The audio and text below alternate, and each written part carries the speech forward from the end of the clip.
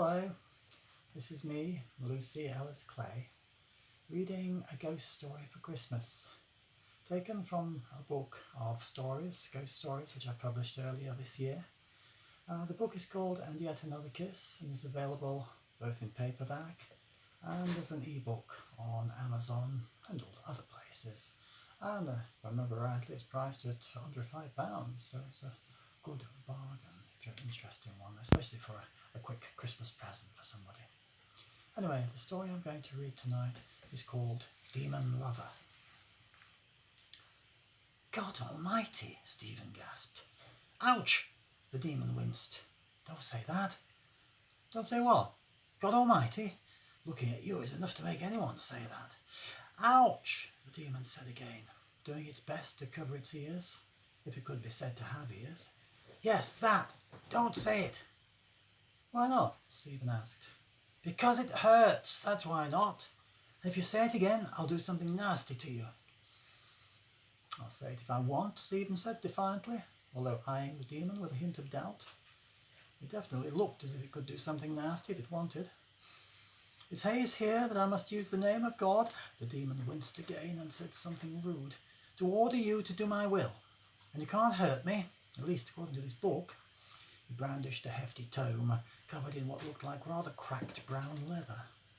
Strange-looking, vaguely magical symbols were picked out in faded gilt on its cover. I picked it up in the second-hand bookshop on my way home from work, and it was a bargain at 50p. It says I can get demons to do all kinds of things for me. And it says you can't hurt me, not while I'm in this magic circle. The demon looked scathingly at Stephen. That's not a magic circle, it said. It's a plastic hula hoop. Stephen had the grace to look a little embarrassed. Yes, well, I hadn't got any squid ink to draw it with. I mean, come on, where are you supposed to get that stuff from? From a squid, I imagine, the demon said, looking about it with a slightly superior air. And what the hell are you using for the sacrificial blood? Its gaze had been drawn to the large aluminium pan, actually a saucepan, in which its bottom end stood. It wrinkled its nose, or what would have been its nose if it could have been said to have one. There's black pudding. Good stuff, though, made from Yorkshire pigs that had a happy life. I mean, it's not easy to get hold of fresh blood these days. The demon closed its eyes for a moment and sighed. Oh, yes, great. It isn't supposed to be easy. That's the whole point of black magic. So, I have to materialise in a saucepan of black pudding. Wonderful. That's just embarrassing, that is. There's a better not get back to the lads at home or I'll be a laughing stock. The demon paused, looking about the room. It's not even a proper temple, is it? It looked disgusted. What is it, your bedroom? And what is this I'm standing on? A chest of drawers with your old underpants sticking out. I mean, if you're going to go conjuring me in your bedroom, you might at least have tried to tidy up a bit first. I might just go back home instead. The demon started slowly dematerialising, its shape starting to become misty and indistinct. No, don't go, Stephen cried out. I need your help. Looking down at the book he had in his hands, he hurriedly started to read.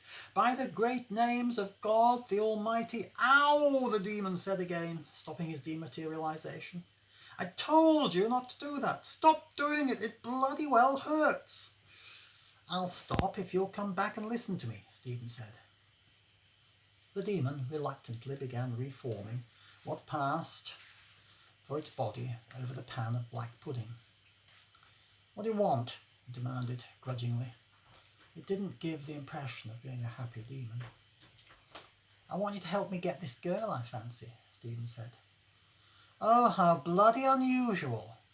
The demon cast its eyes towards the ceiling. I mean, like nobody ever asked me to do that before.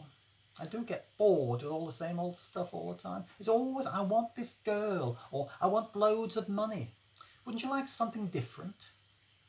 Well, I suppose loads of money would be okay as well, Stephen said thoughtfully. We can talk about that later. For now, the main thing is to get me into Tracy's pants. And who's Tracy? Asked the demon. Come to that, who are you? It's not very polite, you know, calling me up without a by your leave to do your dirty work, and not even having the decency to introduce yourself. Tell me your name first, Stephen said. Why, don't you know who you were trying to call up? What passed for the demon's face took on an expression of something like mingled puzzlement and disgust. It's usual in these matters to decide which of us you want, seeing as we all have different special powers. According to this book, you're supposed to be Igrael, who has power over women, as well as other things, Stephen said. But you're supposed to look like a unicorn with a dragon's tail. Well, the demon said, so what? Well, I don't want to upset you, but you look like a sort of slug, Stephen said. With one ear like a donkey, and God only knows what that thing is where your tail would be. Ouch, the demon said again, doing a kind of angry little dance as best it could in its saucepan of black pudding. It certainly looked angry. Will you bloody well stop doing that? I've told you, it hurts when you say that name. And anyway, I can't say you look all that wonderful yourself. Not going to win any prize in a beauty contest, are you? There's no need to be insulting, Stephen said, looking offended. It's Sunday. I don't shave on Sundays. It gives my face a day off. I should give it a permanent day off if I were you, the demon said unpleasantly. And if you say that name again, well, I've warned you once already. No? And what are you going to do about it? Stephen asked with a grin. Slime me? His confidence seemed to be growing. The demon looked huffy. This isn't Ghostbusters, it said. Anyway, in terms of appearance, we have many possible forms, depending on how we feel. Whatever that stupid book of yours says, and you caught me by surprise while I was having a bath. Well, tough, Stephen said. Whatever you look like. How about it? Tracy and me, I mean. Can you do it? Do what? Make this girl fall in love with you? Stephen shrugged. I don't care if she's in love with me or not. I just want to get into her pants. I want her to fling her arms around me and take me to her bed and tell me she wants us to be together forever. Is that all? The demon said, nastily. Yes, Stephen said. Easy, the demon said, snapping what would have been its fingers if it hadn't presently looked like a slug. On Monday evening, when Tracy got home from work, she brought Stephen with her. They sat beside one another over dinner, and then he accompanied her upstairs to her bedroom. She chattered happily away as she undressed, then slipped into a filmy nightdress, and finally climbed into bed alongside him. He found himself a little squashed on one side by the pile of cuddly toys with which she shared her bed, but she drew him close as she flung her arms about him. You're so lovely, she said. I want us to be together forever.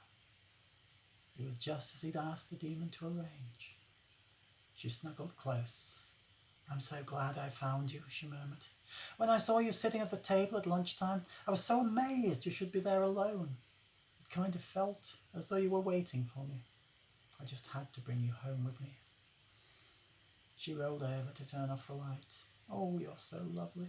I want to have you in bed with me always. She hugged him tightly as she snuggled down beside him. You know, she said sleepily, for some strange reason you remind me a little of someone. Your eyes are just like that guy at work who keeps staring at me as if he wants to get into bed with me. Funny, he wasn't at work today. I wonder if he's okay. It's a pity, really. If he ever asked, I'd probably go to bed with him, she murmured, giggling sleepily, as she cuddled up to her new pink, fluffy pig. And that's the end of that particular story.